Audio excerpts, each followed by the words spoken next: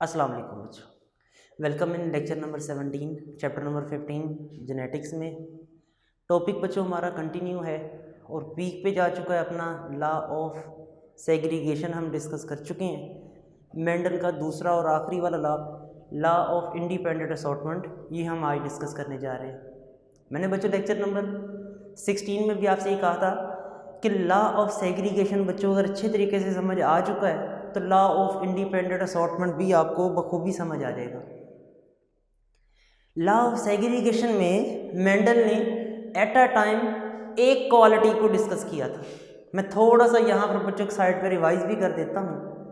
Mendel ने सबसे पहले येलो कलर के सीड्स का क्रॉस ग्रीन कलर के सीड से करवाया और उसने ये देखा कि पहली नस्ल के अंदर सारे के सारे जो सीड्स थे कौन से कलर के थे, येलो कलर के। यहाँ पर मैं बच्चों लिखता भी हूँ, मेंडल ने सबसे पहले येलो कलर के सीड्स का क्रॉस ग्रीन कलर के सीड से करवाया और जब दोनों को उसने क्रॉस फर्टिलाइजेशन करवाई, दोनों का आपस में रिएक्शन करवाया, तो उसने देखा कि जो पहली नस्ल आती है F1 मतलब फर्स्ट फीलियल जनरेशन, पहली नस्ल में सारे के सारे 100% प्लांट्स कौन से थे, येलो कलर के। सारे पौधे येलो कलर के थे। दो प्लांट्स, एक के सीड्स येलो कलर के हैं, एक के ग्रीन कलर के हैं, दोनों में एक क्वालिटी का डिफरेंस था।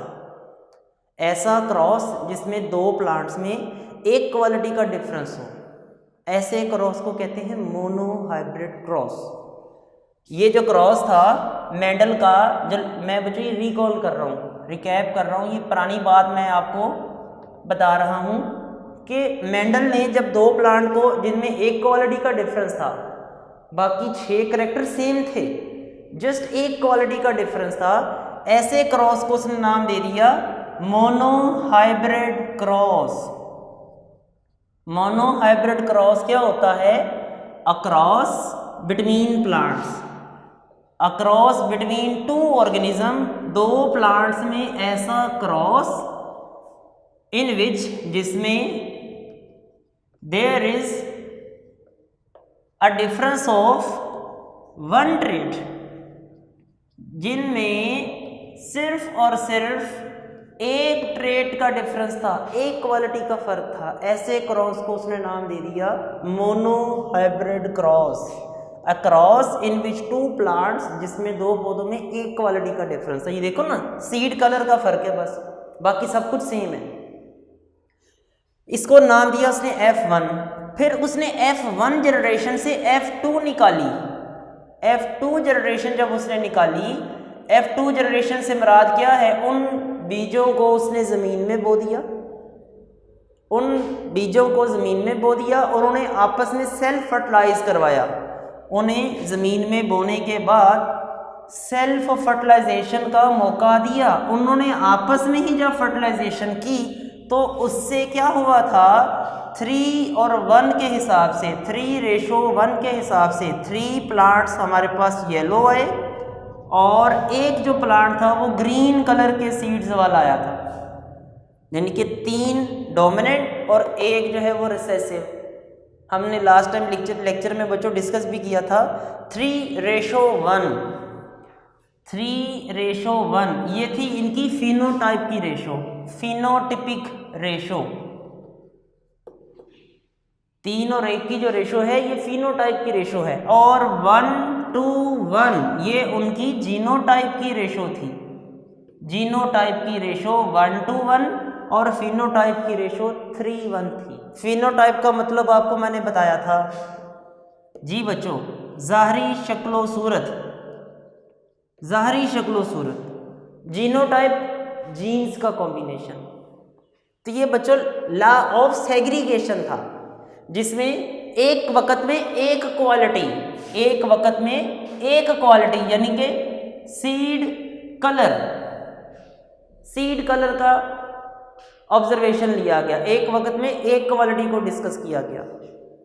अच्छा बच्चों, इसी तरह मैं एक और एग्जांपल देता हूं आपको मोनोहाइब्रिड क्रॉस की। मोनोहाइब्रिड क्रॉस की मैं आपको एक और एग्जांपल देता हूँ। अगर आपके पास सीड्स शेप्स की बात करें तो आपको पता है मटर के बीज जो हैं उनके जो सीड्स हैं उनकी शेप कितनी किस्म की होती है? 2 किस्म की होती है। सीड जो है इट मे बी राउंड, गोल भी हो सकता है, सीड में बी रिंकल, सीड जो है ये रिंकल भी हो सकता है, झरीदार भी हो सकता है। सीड जैसे कलर 2 किस्म के होते हैं ना, सीड के कलर येलो हो सकता है, ग्रीन हो सकता है, वैसे ही जो सीड की शेप है वो भी 2 किस्म की होती है। मटर के पौधे की राउंड भी हो सकते हैं, रिंकल भी हो सकते हैं, कुछ बीज बड़े मुलायम से गोल से होते हैं, जबकि कुछ सीड ऐसे होते हैं जिनको झरियाँ पड़ी होती हैं, जैसे बीज बूढ़ा हो चुका है, बुढ़ापे में नहीं जैसे चेहरे के ऊपर फेस पे पड़ जाती हैं, वैसे ऐसे सीड को हम बोल देंगे ये रिंकल है। मेंडल ने राउंड सीड का क्रॉस जब रिंकल से कराया तो उसने देखा कि जो राउंड कलर है ना it is dominant, round colour dominant होता है, रिंकल जो है ये रिसेसिव है। तो बच्चों अभी पता लग जाता है कि आपको लॉ ऑफ सेग्रीगेशन याद हुआ है कि नहीं। बताओ नए पौधे राउंड होंगे या रिंकल होंगे? मेंडल ने राउंड सीड का क्रॉस जब रिंकल से कराया तो सारे पौधे जो हैं कौन से होंगे? राउंड डोमिनेंट है। सर जब राउंड आप डोमिनेंट कह रहे हैं तो सारे के सारे जो पौधे होंगे वो राउंड होंगे। जैसे येलो को ग्रीन से मिलाया तो सारे पौधे येलो। जब हमने राउंड को रिंकल से मिलाना है तो सारे पौधे राउंड। अब अगर हम अगले साल उनको फिर से सो कर दें, सो करके उनको भी सेल्फ फर्टिलाइजेशन का मौका दें, फिर सोच के बताना है बच्चों मुझे क्या होगा? 3:1 का रिजल्ट नहीं आ जाएगा? 3 प्लांट्स आपके पास जो होंगे राउंड सीड्स वाले होंगे, एक प्लांट जो है वो आपके पास रिंकल सीड वाला होगा। बच्चों ये पॉइंट समझने हैं। आपको लग रहा होगा कि सर ये तो आप पढ़ा ही नहीं रहे, ये बाद में पढ़ेंगे बच्चों, इसकी बेस पे ही हमने आज ये पढ़ना है। अगर तो येलो कलर डोमिनेंट है तो पहली नस्ल में सारे पौधे येलो आएंगे, 100% येलो प्लांट्स आएंगे, ठीक है। और उन येलो का जब हम आपस में क्रॉस करवा देंगे तो F2 जनरेशन के अंदर 3 प्लांट्स येलो और 1 ग्रीन आएगा, 3:1 के हिसाब से रिजल्ट आता है।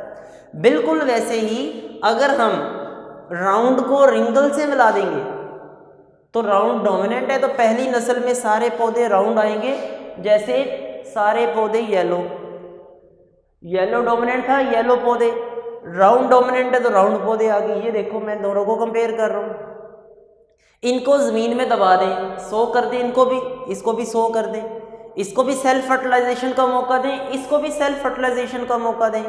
अगली नस्ल जो होगी F2, दूसरी नस्ल में 3 पौधे डोमिनेंट 1 रिसेसिव, 3 पौधे dominant 1 recessive. Mono hybrid cross जब भी किया जाता है पहली नस्ल के अंदर सारे पौधे डोमिनेंट आते हैं और अगली नस्ल के अंदर 3 पौधे डोमिनेंट और 1 रिसेसिव आता है। एक और आपको एग्जांपल देते हैं, आपकी बुक में भी लिखी हुई है, आपकी बुक में भी वो एग्जांपल लिखी हुई है। लॉ ऑफ सेग्रीगेशन का लास्ट वाला पैरा है, लॉ ऑफ सेग्रीगेशन का लास्ट वाला पैरा है। आप प्लांट हाइट की बात करते हैं, पौधे की कद की बात करते हैं, तो प्लांट हाइट भी कितनी तरह की होती है बच्चों? 2 होती है, टाल शॉर्ट, लंबे कद के छोटे कद के।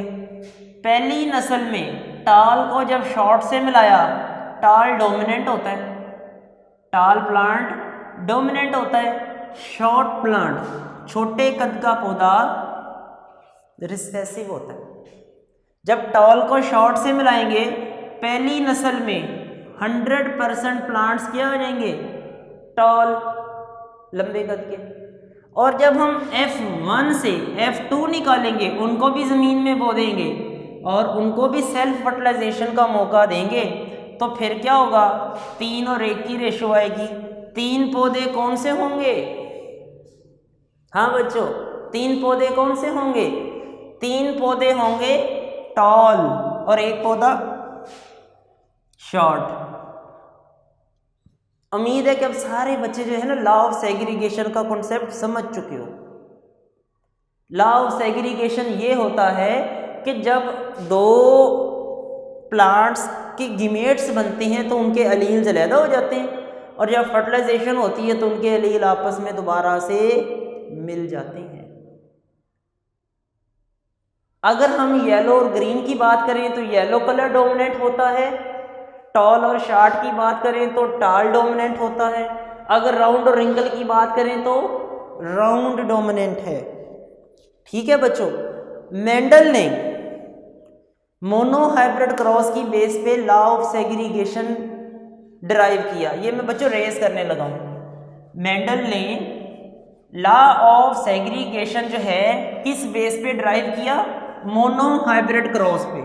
उसने 2 प्लांट्स लिए और दोनों प्लांट्स में कितनी कितनी क्वालिटीज का डिफरेंस था? एक, वो एक क्वालिटी सीड कलर भी हो सकती थी, एक क्वालिटी सीड शेप भी हो सकती है, वो प्लांट की हाइट भी हो सकती।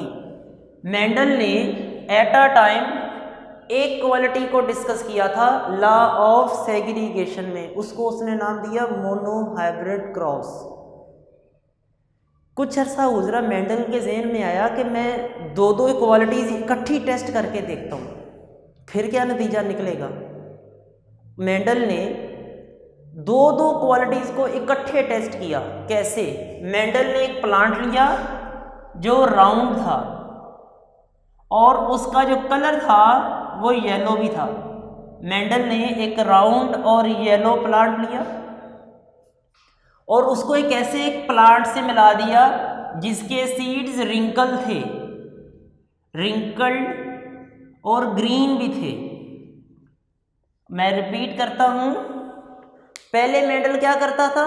राउंड को रिंकल से मिलाता था बस, या येलो को ग्रीन से मिलाता था बस, और उसने देखा है कि राउंड रिंकल पे डोमिनेंट है, येलो ग्रीन पे डोमिनेंट है।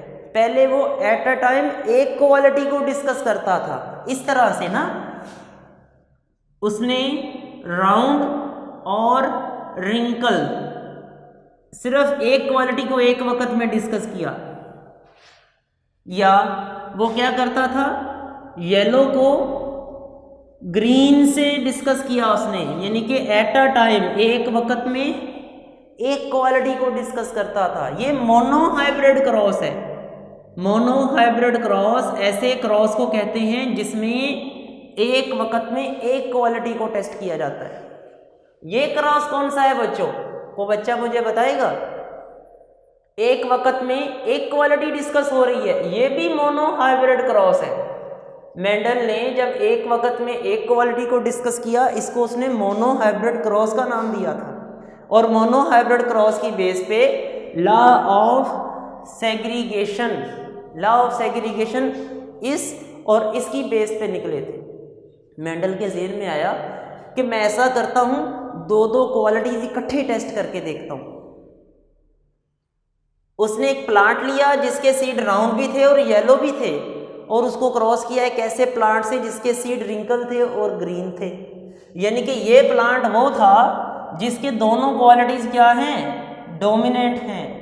राउंड जो है ये रिंकल पे डोमिनेंट है, येलो जो है ये ग्रीन पे डोमिनेंट है। हम जानते हैं कि जो राउंड होता है ये एक डोमिनेंट क्वालिटी है, इसी तरह येलो जो है ये भी एक डोमिनेंट क्वालिटी है। रिंकल जो है ये रिसेसिव होता है, और ग्रीन जो है ये भी रिसेसिव है। मेंडल ने एट अ टाइम 2 क्वालिटीज को डिस्कस किया। ये डोमिनेंट क्वालिटीज हैं, ये दोनों की दोनों रिसेसिव क्वालिटी हैं। बड़ा आसान सा आंसर है बच्चों, बताओ जब 2 क्वालिटीज को इकट्ठे डिस्कस किया गया, ये वाले प्लांट्स कौन से होंगे? बताओ मुझे, सोच के बताओ। क्या ये पौधे राउंड और येलो नहीं होंगे? ये सारे पौधे 100% क्या होंगे? राउंड और येलो होंगे। क्यों होंगे सर? उसकी वजह ये है राउंड रिंकल पे डोमिनेंट है, ये रिंकल की नहीं चलने देगा, राउंड हो जाएंगे। येलो क्वालिटी ग्रीन की नहीं चलने देगी। ये सारे पौधे F1 जनरेशन के अंदर सारे के सारे जो प्लांट्स हैं राउंड होंगे और येलो होंगे, राउंड और येलो। जब हम इस F1 से इनको ज़मीन में सो कर दिया, इनको भी हमने बो दिया जैसे हम पहले करते हैं, इनको भी ज़मीन में बो दिया, इनको भी सेल्फ फर्टिलाइजेशन का मौका दिया, इनको भी सेल्फ फर्टिलाइजेशन का मौका दिया। आपकी एक्सपेक्टेशंस क्या कहती हैं? आपका उम्मीद भरा रिजल्ट क्या है? आपका उम्मीद भरा रिजल्ट क्या होगा? सोच के बताएं मुझे, लॉ ऑफ सेग्रीगेशन की बेस पे बताएं। आपने इनको 100 कर दिया है बीजों को, आपको लग रहा है सर 3:1 का रिजल्ट आएगा। ऐसे ही होना चाहिए ना। उम्मीद है हमें कि अगली नस्ल के अंदर 3 पौधे जो होंगे वो राउंड होंगे और येलो होंगे, और एक पौधा ऐसा होगा जो रिंकल होगा और ग्रीन होगा। बच्चों ऐसे ही तो करते आए हैं ना अभी तक हम। लॉ ऑफ सेग्रीगेशन में यही तो पढ़ा था कि पहली नस्ल में सारे पौधे डोमिनेंट आ जाएंगे और अगली नस्ल में 3 पौधे डोमिनेंट, एक पौधा रिसेसिव आ जाएगा। This is our expectation. ऐसा होना चाहिए था, ऐसा नहीं हुआ। ऐसा होना चाहिए था 3 पौधे राउंड येलो, एक रिंकल ग्रीन, 3 डोमिनेंट, एक रिसेसिव आना चाहिए था, लेकिन ऐसा नहीं हुआ। Result was surprising. नया रिजल्ट सरप्राइजिंग था, हैरान कुन था। कैसे? उसमें कुछ पौधे ऐसे थे जो राउंड और येलो थे, कुछ प्लांट्स राउंड और येलो आए, बिल्कुल आए, ये तो आने चाहिए। राउंड येलो पौधे आए, कुछ पौधे रिंकल ग्रीन आए, कुछ प्लांट्स ऐसे थे, कुछ सीड्स ऐसे थे जो रिंकल थे और ग्रीन भी थे। सर आने चाहिए, ये भी पेरेंट है और ये भी उसका पेरेंट है, ये तो आने ही आने थे। रिजल्ट इसलिए सरप्राइजिंग था, 2 किस्म के नए बीज बन गए जो कि पहले थे ही नहीं, वो भी आ गए। कुछ बीज ऐसे आए जो राउंड थे लेकिन वो येलो नहीं थे, वो ग्रीन भी हो गए। ये 2 मैं स्टार लगाने लगा हूँ, राउंड और ग्रीन। पेरेंट्स जो थे ना वो राउंड येलो हैं, लेकिन नई नस्ल में राउंड येलो भी आ रहे हैं लेकिन राउंड ग्रीन भी आ रहे हैं। पेरेंट्स थे रिंकल ग्रीन भी आए, लेकिन कुछ सीड्स ऐसे भी थे जो रिंकल्ड येलो हो गए। ये 2 न्यू कॉम्बिनेशंस थे। हमारा जो एक्सपेक्टेड रिजल्ट था, हमारी जो एक्सपेक्टेशंस थी वो ये थी, लेकिन ये रिजल्ट एक्सपेक्टेशंस पे पूरा नहीं उतरा। ये नए कॉम्बिनेशंस बन गए। 2 पेरेंट के combination, round yellow wrinkle green, ये पेरेंट्स हैं। 2 ये कॉम्बिनेशन आए, 2 नए कॉम्बिनेशन आए। 3:1 की रेशो आई नहीं, नई रेशो आ गई, एक बिल्कुल नई रेशो आ गई, 9:3:3:1। एक नया रिजल्ट आया, 9:3:3:1। 9 और 1 ये पेरेंट कॉम्बिनेशन थे और 3 जो थे ये नए कॉम्बिनेशन आ गए। ये बात बड़ी सरप्राइजिंग थी कि जब हम 2 क्वालिटीज को एट अ टाइम इकट्ठा डिस्कस करते हैं, this is called dihybrid cross. What is dihybrid cross? When we discuss the 2 qualities at a time. ऐसे क्रॉस को डाई हाइब्रिड क्रॉस बोलते हैं। ये बच्चों मैं मोनो हाइब्रिड रेज कर रहा हूँ, हमारे से रिलेटेड नहीं है। मोनो हाइब्रिड क्रॉस मैंने इरेज कर दिया। ऐसा क्रॉस जिसमें 2 प्लांट्स में दो अलग अलग प्लांट्स में दो दो क्वालिटीज़ का डिफरेंस हो, ऐसे क्रॉस को डाई हाइब्रिड क्रॉस कहते हैं। डाई हाइब्रिड क्रॉस का F1 तो सेम आएगा, मोनो हाइब्रिड क्रॉस के जैसा ही आएगा F1, लेकिन जब हम F2 निकालेंगे तो मोनो हाइब्रिड क्रॉस में 3 और 1 का रिजल्ट आता है, जबकि डाई हाइब्रिड क्रॉस में 9 3 3 1, दो पेरेंटल कॉम्बिनेशन और दो नए कॉम्बिनेशन बन जाते हैं। मेंडल ने ये कहा कि जो राउंड और येलो है उस प्लांट को कैसे शो कर सकते हैं। जो राउंड है उसके लिए हम एक जीन इस्तेमाल करते हैं, उस जीन का नाम है जीन R। राउंड और येलो का, राउंड और रिंकल के लिए हम जो जीन इस्तेमाल कर रहे हैं this is R, capital R। और येलो के लिए जो मैं वर्ड इस्तेमाल कर रहा हूँ this is Y, capital Y। ये क्या है बच्चों? कैपिटल R का मतलब है वो बीज राउंड है, कैपिटल Y का मतलब है वो बीज येलो भी है। मैंने बड़े बड़े वर्ड क्यों यूज़ किए, कैपिटल वर्ड्स क्यों यूज़ किए? क्योंकि जो डोमिनेंट एलील्स होते हैं उनको हम कैपिटल वर्ड से शो करते हैं। तो यहाँ पर capital R, capital Y use किया गया है। Capital R stand for round and capital Y stand for yellow colour. इस प्लांट का क्रॉस हमने करवाया था रिंकल ग्रीन से। रिंकल ग्रीन जो है इनके लिए हम स्मॉल लेटर यूज़ करेंगे, जैसा कि रिंकल के लिए स्मॉल r और ग्रीन के लिए स्मॉल y। मैं रिपीट करता हूँ, मैंने जो प्लांट यूज़ किया है रिसर्च के अंदर वो एक राउंड येलो है जिसका क्रॉस हमने रिंकल ग्रीन से कराया है। तो राउंड येलो प्लांट के लिए मैंने दो जीन इस्तेमाल किए हैं, राउंड के लिए कैपिटल R और येलो के लिए कैपिटल Y, रिंकल के लिए स्मॉल r और ग्रीन के लिए स्मॉल y। जब इन दोनों प्लांट्स का क्रॉस करवाएंगे मतलब F1 जनरेशन आएगी, तो F1 जनरेशन में हम जानते हैं जो नया पौधा होगा वो एक अलील अपने फादर से लेगा, एक अलील अपने मदर से लेगा। राउंड और रिंकल इनके अलील जो हैं, एक अलील जो है ये नई जनरेशन के अंदर पेरेंटल कॉम्बिनेशन में से फादर वाली साइड पे आएगा, एक कैपिटल R आ जाएगा एक पेरेंट से, दूसरा स्मॉल r आ जाएगा दूसरे पेरेंट में से। इसी तरह एक कैपिटल Y आ जाएगा एक पेरेंट में से और दूसरे पेरेंट में से स्मॉल y आ जाएगा। ये जो नया जानदार बनेगा, नया ऑर्गेनिज्म जो होगा, it will have a genotype capital R small r capital Y small y। ये नुक्ता बच्चों समझने वाला है, ये पॉइंट समझने वाला है। मैंने एक राउंड और येलो प्लांट को रिंकल और ग्रीन से मिलाया है, ये राउंड और येलो है। राउंड के लिए कैपिटल R, येलो के लिए कैपिटल Y वर्ड यूज़ किया गया है। रिंकल के लिए small r, small y, green के लिए यूज़ किया गया है।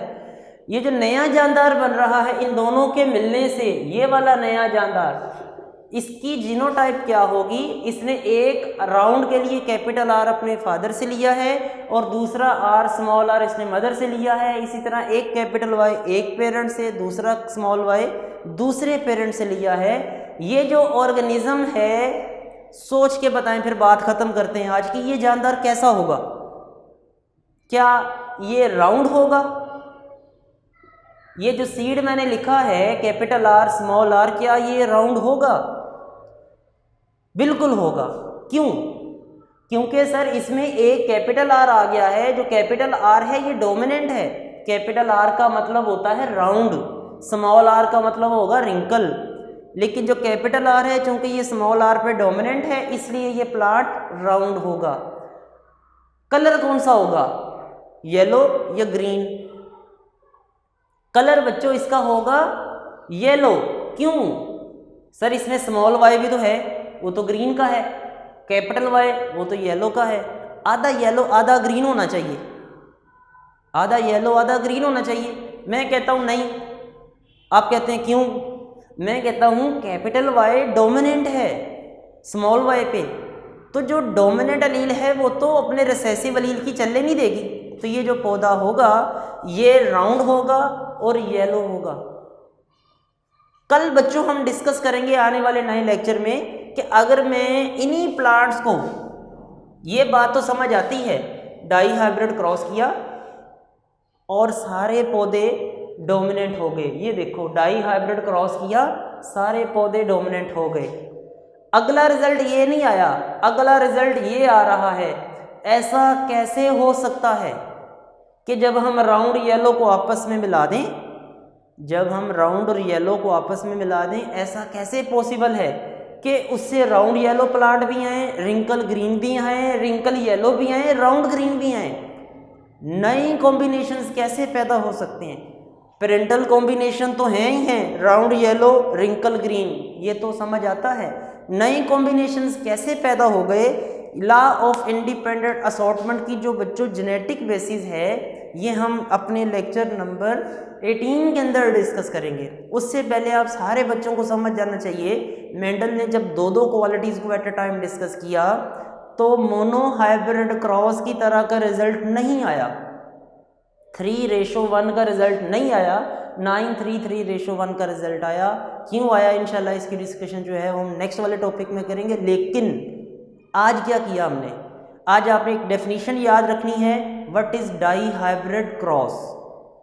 डाई हाइब्रिड क्रॉस क्या है, उसकी डेफिनेशन तैयार करें और इसकी जो जेनेटिक बेस में बेसिकली जो इसकी बैकग्राउंड इन्फॉर्मेशन है कि मोनो हाइब्रिड क्रॉस का रिजल्ट क्या है और डाई हाइब्रिड क्रॉस का रिजल्ट क्या है, दोनों को कंपेयर करें।